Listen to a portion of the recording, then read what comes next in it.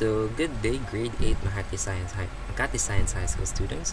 For this lesson, we're going to be learning about our 10th module, okay, or the second lesson for the second quarter.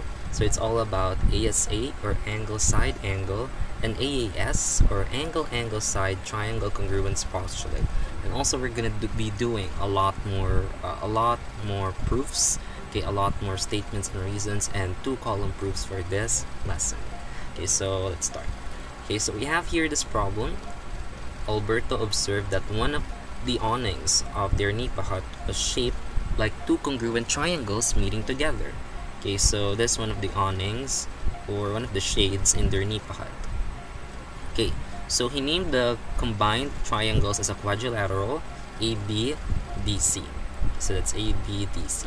So we need to prove that triangle ABC is congruent to triangle BBC on this awning that Alberto observed. Okay, so for this problem we have the first statement, CB bisects triangle angle. CB bisects angle ABD and angle ACD. Okay, so for this one, this is a given. So how did it become a given? Okay, so it's given on our figure. We have here a parallelogram, and in a parallelogram the diagonal bisects. It bisects the angles that are found in here. Okay, so for this one we can say that CB bisects ABD and angle ABD and ACD. And number 2, we can also say that angle ABC is congruent, this angle is congruent to angle DBC, because this is the definition of an angle bisector. So what was our bisector here to our students? So that's going to be the diagonal.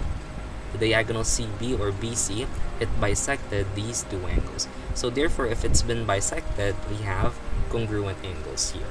We can also say that BC is congruent to BC using the reflexive property of equality. Now we've learned this on our previous lessons on the properties of equality. So there you go. So we have two, if we have the same figure being congruent to the same figure, therefore it's congruent to itself. And we also have angle ACB is congruent to angle BCD for this one, because it's also been bisected by this line segment, or this transversal BC. So therefore we have an angle, and then a side, and then an angle that's congruent, that have congruent corresponding parts to the other triangle, and vice versa. So therefore we can say that triangle ABC is congruent to triangle DBC without any use of any measurement of any values, number values, using the ASA or the angle side angle triangle congruence postulate.